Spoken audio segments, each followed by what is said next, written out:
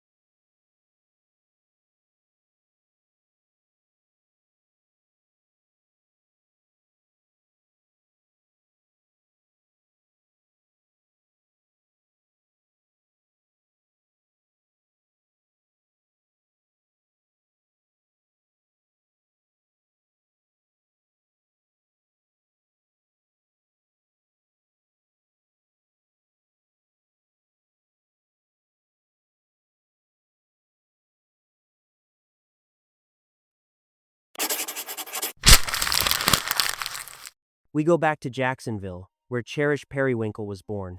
Her mother used to say that her daughter was the most precious Christmas gift she had ever received. Cherish's father was Billy Drew, a Marine who met Rain at a strip club on San Juan Avenue. And that meeting didn't exactly fit the picture of a classic love story, you know. Billy bought Rain some drinks, and after that, they ended up at his place. And pretty soon, it's not hard to guess, Cherish became part of their lives. When Rain told Billy she was pregnant, he insisted on a paternity test. Rain refused, and after that, Billy disappeared and never acknowledged Cherish as his daughter. Later on, he would admit that he should have handled things very differently. So the question is, what exactly does Billy mean when he talks about her environment? This child was going through stuff in her life, and I know she was going through stuff because I could read and I could see things around her. Let's move forward in time.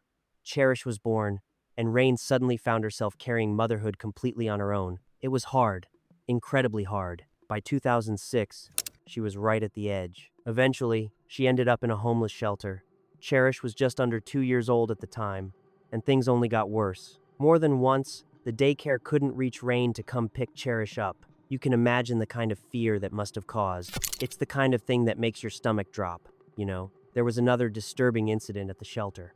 Rain lost control and hit Cherish, which immediately caught the attention of social services. Authorities were alarmed, and Rain was required to attend counseling and support programs to help her stabilize and keep from losing control again. In 2007, the state finally contacted Billy and informed him that a paternity test had been confirmed. He was hit with a massive amount of back child support, around $220,000 for all those years. Rain had been carrying everything alone. That's when Rain Perrywinkle found herself in a really complicated situation. Billy suddenly decided to officially acknowledge paternity, and he moved fast. Almost immediately, he launched a legal battle for custody, convinced that Rain wasn't capable of providing Cherish with a stable, safe environment. In 2010, the court ruled for shared responsibility, but primary custody stayed with Rain.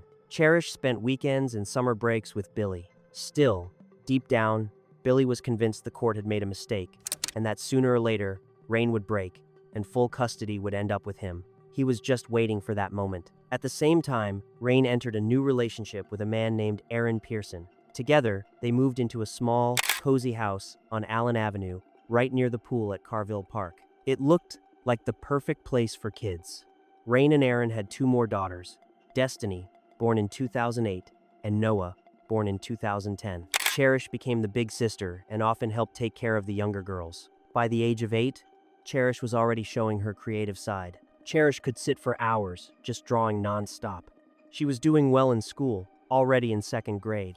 When she visited Billy in San Diego, he tried to make every single moment special. His Facebook looked like a scrapbook of their time together: Disneyland, Hoover Dam, even the Grand Canyon. Like Rain, Billy had built a new family too. He got married and became the father of a son.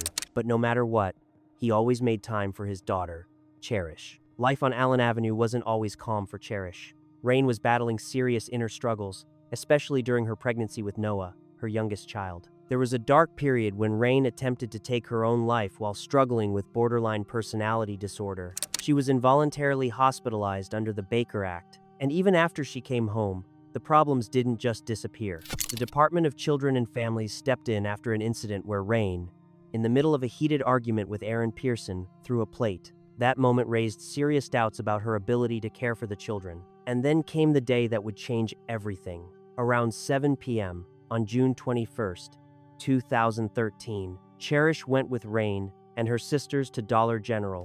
It was supposed to be a routine trip, just picking out a new dress for Cherish before her summer visit with her dad. But while they were shopping, Rain couldn't shake this uneasy feeling. It felt like someone was watching them. There was a man nearby who seemed to be staring, like he couldn't take his eyes off them. Something about it just felt wrong. When did you first notice the defendant inside the Dollar General?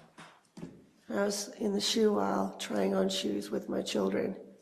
I looked to my right and he was standing in the doorway looking right at us. The man with gray hair, looking to be around 50 years old, kept his eyes fixed on Rain and her daughters, almost like he was watching a scene play out in a movie. And then, just as suddenly as he had appeared, he vanished from sight. Rain tried not to dwell on it, told herself not to overthink it, and went back to shopping. Were you looking specifically at any items of clothing inside the Dollar General? Yes. What were you looking at? It was a little black and white dress that I saw. Money was tight, so despite the girls asking, Rain could only buy a few small things. When they walked out of the store, someone was already waiting for them outside, and it didn't take much to realize who it was. The same gray-haired man. He approached Rain, started a conversation, and introduced himself as Don. It seemed like he had noticed how hard it was for Rain to pay for the purchases, and he offered to help her out. What did he say to you when you walked out the front door of the Dollar General? If you really want that dress, I'll get it for you. Did he make any other comments to you about your children? Yes. What did he say? He said, you look like you have your hands full. I have a couple of little ones. Don claimed that his wife had a Walmart gift card worth $150, just sitting around unused, collecting dust. He said Rain could take it no problem at all. During the course of that conversation, did he make any mention of a gift card that he may have at Walmart? Yes. What did he tell you about this gift card? He said, I have a $150 gift card. I'm waiting on my wife. Feeling grateful for what seemed like a genuine, almost life-saving offer, Rain agreed. She did make one thing clear right away: they didn't have a car of their own. So, they all stayed there, standing in the parking lot, waiting for his wife to arrive. Did he tell you his wife was coming? I kept asking him where she was. What was his response? She's coming. Did he tell you how she was coming? I asked him, what does she drive? He said a gold car. You were waiting to see if his wife came to give you the gift card. Yes. Did it begin to rain at some point while you were waiting for his wife to arrive in this gold car? Yes. What were the children doing? They were playing with their umbrellas and running around, having fun. Just doing what kids would do? Yes. And it was right then that Don, almost like a so-called savior in shining armor, put forward his own idea. His van was parked nearby, and he suggested taking them straight to Walmart so they could meet his wife there instead. Rain hesitated. The thought of getting into a stranger's vehicle immediately set off alarm bells. Rain was in a tough spot. Money was critically tight. She would have preferred to keep waiting for his wife, but she never showed up, and the idea of stepping into a windowless van only made Rain more uneasy. That's when Don pushed again, flat out, asking whether she wanted his help or not. And in that exact moment, his tone shifted completely. He got snappy with me because I wouldn't get in the van. What do you mean he got snappy with you? Describe that for me. He had an attitude. He said, you don't have to do this. And he asked if I wanted to see his driver's license. Don insisted that he had no bad intentions at all, nothing hidden, nothing sinister behind the offer.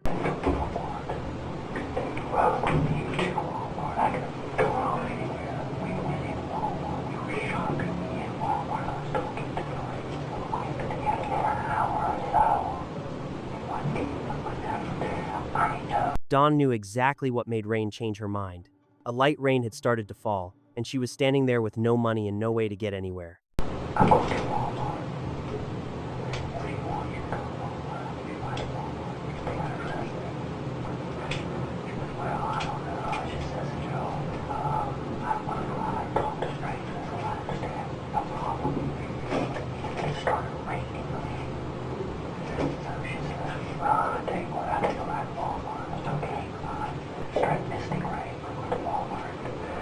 I told her you need a dress and a pair of shoes for your kid. The kid was going to California the next morning. But when Rain glanced inside the van, what she saw immediately raised red flags. Even so, she and the girls climbed in, and they headed toward Walmart. The entire ride, Rain couldn't shake the feeling of dread. She was in a van with a complete stranger, and on top of that, her phone wasn't working. Did you have a cell phone at this time? Yes, Did you have it on you? yes. Was it functioning or was it working? No, it wasn't working. Why? Because my 5-year-old daughter, Destiny, put it in the cat water to wash it. She told me. Inside Walmart, they made their way to the clothing section, and Rain started picking out things for the kids. Don stepped away for a bit, heading back out to his van. After some time, he returned and joined them again, walking through the aisles. Nothing about that seemed suspicious to Rain. But then Don crossed a line, one that instantly triggered her maternal instincts. He suggested that Cherish pick out a pair of high-heeled shoes. Rain shut that down immediately. She said no. Time kept passing, and by around 10 p.m., the girls were getting tired and cranky. So anyway, we go to Walmart. The kids are going crazy, I'm thinking, oh God, how am I going to get away from these people? Because now they're going to want to ride home. I want to ride home. I'm sure you're close. Rain realized they hadn't eaten anything all day. At some point while you were shopping inside the Walmart, did the defendant make any mention to you about getting some food? Yes. What did he say and how did he say it? He used his hand and he said, I'm going to McDonald's. What do you want to eat? Cherish reacted with excitement at the mention of McDonald's, and she went off with Don while Rain stayed behind to finish shopping. But about 20 minutes later, a wave of anxiety hit Rain. The McDonald's inside the Walmart was closed. After they walk off, what do? I went to the shoe section because my 5-year-old Destiny wanted a pair of shoes, a bigger size. Did you continue to shop for the girls and look at clothes and things of that nature? I was just looking at the shoes. And then I started to walk to the front of the store. Had you heard an announcement about the store would be closing? Yes, And what time was the Walmart actually closing that night? 11 o'clock. At some point, did you seek help from the Walmart employees and try to call the police? Yes, I was yelling, call 911. My daughter's been taken and no one would help me right away. It was around 11:20 p.m. when Rain finally managed to get through to 911. Her voice was shaking as she told the dispatcher that Cherish was missing. Jackson 911 Robinson. Hi, I'm at Walmart. I'm interested in taken. What do you mean? I can't find her. And you say you at the Walmart on Lim Turner? Yes, I am. Okay, where did you last see her at? Walmart. I met a man today at Dollar General. He saw that I was struggling to buy them some clothes. He drove us here to buy us some clothes, and the only reason I went with him because she said his wife was going to be here. Because I told him I don't take rides with strangers. Okay, ma'am. What color shirt? Don't remember what clothes she's wearing because I'm panicking right now. I'm trying not to panic. Okay, and she was last seen with this man? Yes, he said he was going to McDonald's and he hasn't been there because the store is closed right now. Okay, is he a white man or a black man? A white man. He's got white short hair and he's got dark eyebrows. Okay, dark short hair? No, he's got white hair and dark eyebrows. During that tense, chaotic call, Rain didn't hold anything back. From the very start, she told the dispatcher that something about Don had felt off to her. She laid it all out, how he'd been watching them at Dollar General, how he had taken Cherish to the fitting rooms twice. She admitted she'd tried to convince herself everything would be fine, that she didn't want to seem overly suspicious or paranoid. But now, Cherish wasn't there. I had a strange feeling about him when I first met him. He took her to the dressing room twice, and I was hoping that she would be okay. And I was looking at the shoes, And I didn't want him to think that I was overly protective, freaking out. But now they're not here. And I find it very odd because he knew that. Oh, okay, ma'am. What kind of vehicle does he drive? It's the white van. But do you remember any stickers or anything on the side of the van? Anything that you can remember at all? Did it have tinted windows or anything? And I always got closet in the van. And there's tickets it looks. And he said what? I didn't take a good look at the van. Okay, do you remember did you see any tag on it or anything? Wasn't it all on a tag? No, I didn't look at that. I feel like a fool. Okay, can you remember what he had on? No, I don't remember anything because I'm panicking right now. Okay, ma'am, what's your name? My name, he said his name is Dawn. He said he was supposed to meet his wife here, and his wife never showed up, and I couldn't figure out why. His wife didn't even show up at Dollar General. And he told you that y'all were going to meet his wife at the Walmart? Yes. First, she was supposed to show up at Dollar General, and then he was going to meet with her at Walmart. And we've been here probably 2 hours. And as that call dragged on, minute by minute, a heavy, icy fear began to settle in. Then the realization hit sudden and crushing, like a ton of bricks. At that very moment, something truly horrific could be happening to Cherish. She's supposed to go to California in the morning, flew the plane, and he knows, as I told him this, he knew when the store was closing. I had a bad feeling about him. Okay, how long have you been looking for you? When was the last time you saw? How long ago? About half an hour ago. You've been looking for her for a half an hour? Yes. There's nobody in the store. And he knew the store was closing. He said he was going to McDonald's. She went with him. I should have told her to stay with me. He was going to the McDonald's inside the store? Yes, there's a McDonald's inside the store. He wasn't here. Oh, okay. You have more kids with you? Yes, I have 2. My other one, I think he took her. Okay, ma'am. You think she's been taken? You say you have other kids with you?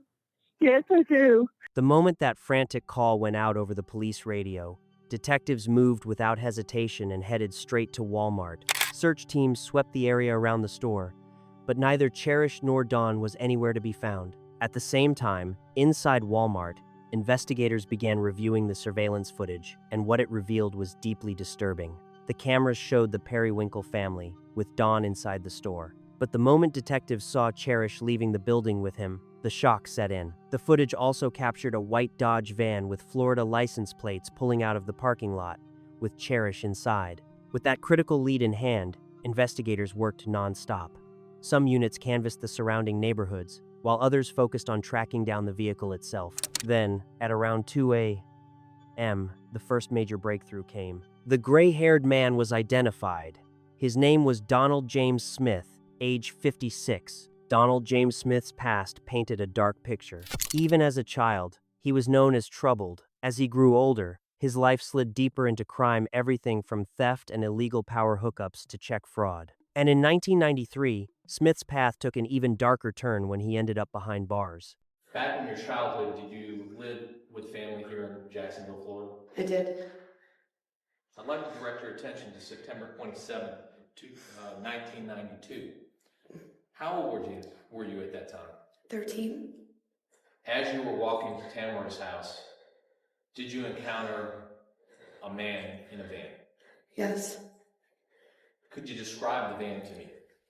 It was a gray van. Had the side windows were tinted. It was a Chevy, I believe. And the man who was driving that van, describe him for me, please. He was probably close to 40, shoulder length, dark hair, pointy nose. Do you see the man who was driving that van in this courtroom here today? Yes. Could you please point him out and describe where he's seated and what he's wearing? There at that table in the orange. Did he ask you if you wanted a ride? He did. And what was your response to that? I told him no. She hid inside a tube slide on a playground. He kept shouting threats at her while she stayed tucked away in her hiding spot. Behind the school, there was a small playground. And there was a big like a tube slide in the playground, and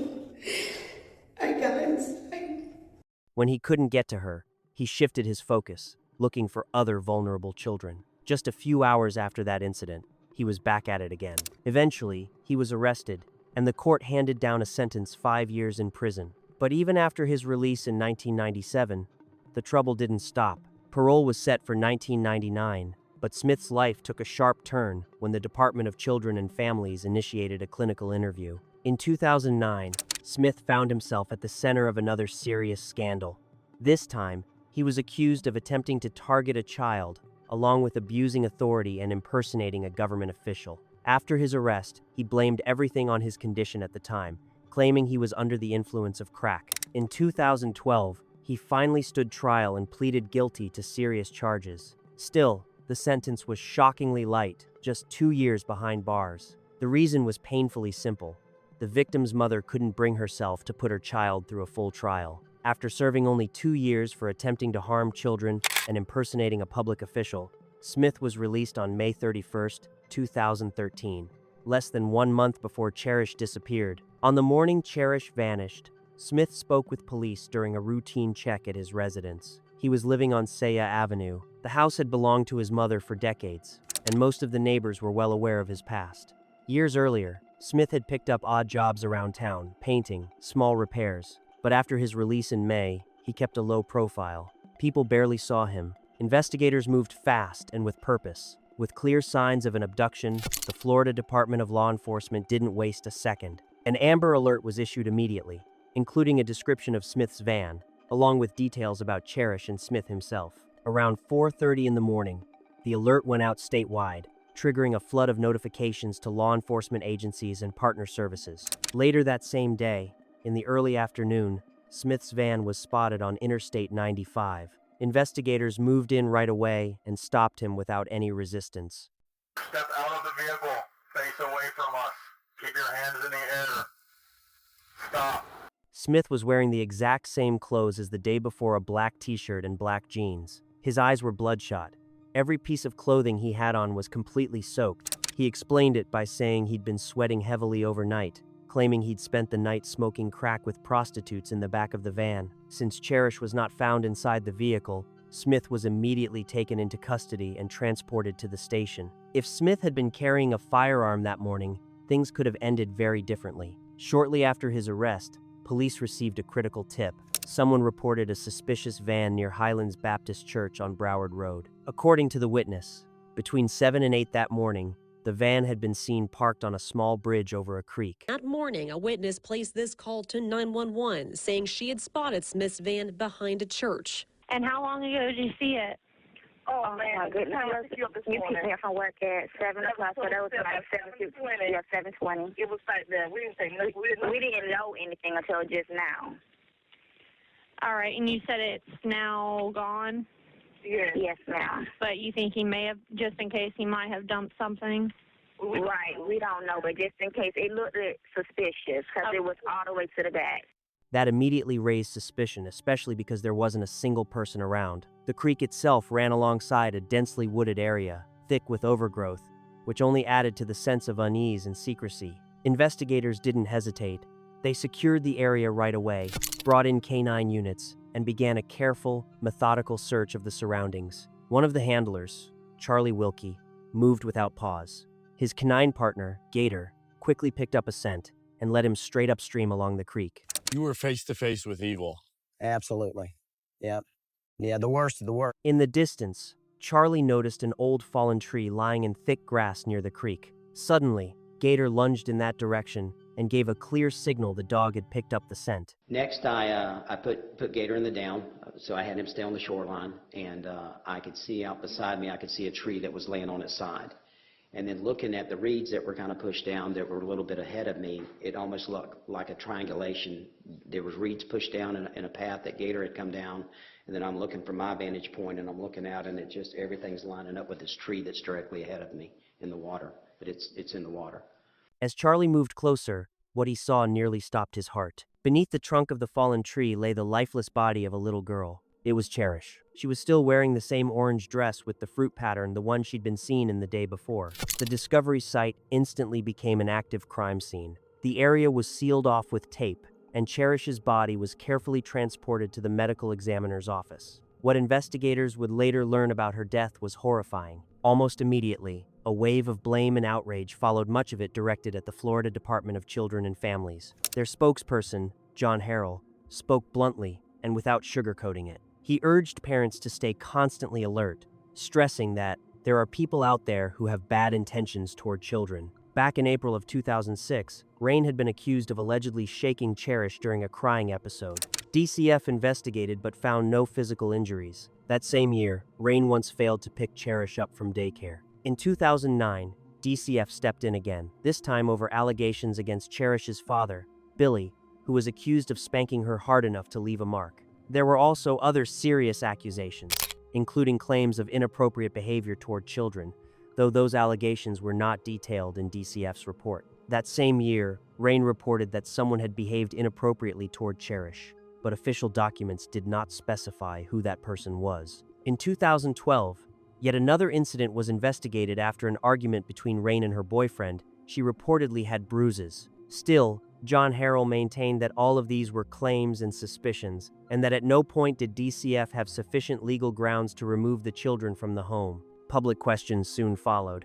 Why did news of Cherish's abduction reach the public so late? The call to police came in at 11 p.m., and investigators began working immediately. But the public alert didn't go out until around 4:30 in the morning. Many people wondered if authorities already had a description of the kidnapper and his vehicle. Why wasn't the public warned sooner? Especially when it's well known that the first hours after an abduction are critical. The night after Smith's arrest and the discovery of Cherish's body, hundreds of people gathered at Highlands Baptist Church on the north side of the city. They came together to pray for Cherish and for her family, shattered by grief. Meanwhile, the justice system moved fast. Smith was formally charged with kidnapping and murder. Bond was denied. Prosecutors even stated they could seek the death penalty. Not long after, Smith was brought into an interrogation room where investigators noticed bruises on his body. Have a seat. We'll be with you in a little bit. What's your name? Donald Smith. Donald Smith? Yes. Several photographs were taken of him to document the evidence, and then Smith was seated across from the investigators. He had no intention of talking to them. Still, their first question was simple: did he need anything? His first request was to be allowed to call his mother, so she could hire Ann Finnell, a well-known defense attorney. But as he was being led back to his cell, he quietly muttered, "Tell my mom not to call Ann Finnell. They're going to kill me anyway. There's no point wasting the money." In early June, Smith was formally confronted with a list of serious charges: first-degree premeditated murder and kidnapping. On every count, he entered a plea of not guilty. Not long after that, his mother came to visit him in jail. Their conversation was recorded. During that meeting, Smith admitted to her that he was afraid of going to prison, fully aware of the danger that awaited him there.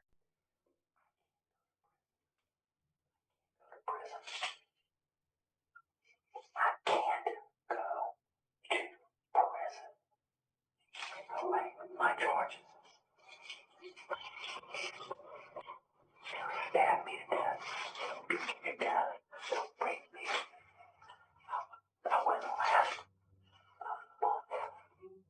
I'd be dead. So, it's either death row or the hospital. There is no prison. I don't want prison. I'd rather go to death row because I'm going to die anyway. Prison is going to kill me. During that conversation, Smith began comparing his crime to high-profile cases, bringing up the Casey Anthony case in particular. This is way bigger than anything. It's way bigger than Anthony. It's way bigger. In a clearer moment during that conversation, he started talking about death row. Smith said that if he were sentenced to death, the death itself would be easy and peaceful, because inmates on death row are kept separate from the general prison population. According to him, that separation would protect him from attacks or retaliation by other inmates. It manifests itself in a million different ways, but and every year I would think, well, What am I going to do about it this year? Am I going to just go to my grave sick and hiding and alone? His mother admitted that things were incredibly hard for her, too. She said journalists and strangers were constantly harassing her, and she couldn't even sit on her own front porch in peace anymore. I'm sorry that you're having to go through this and not being able to you're not being able to just sit out on the back porch. This lady, Rain, she doesn't have that opportunity. Her daughter is gone. No last words, no last I love yous or whatever. She's just gone. I'm not sure, what's going to happen. Smith asked his mother to bring him the most recent edition of the DSM, the Diagnostic Manual for Mental Disorders. He wanted to study it closely, hoping to use it to build a defense strategy centered around mental health.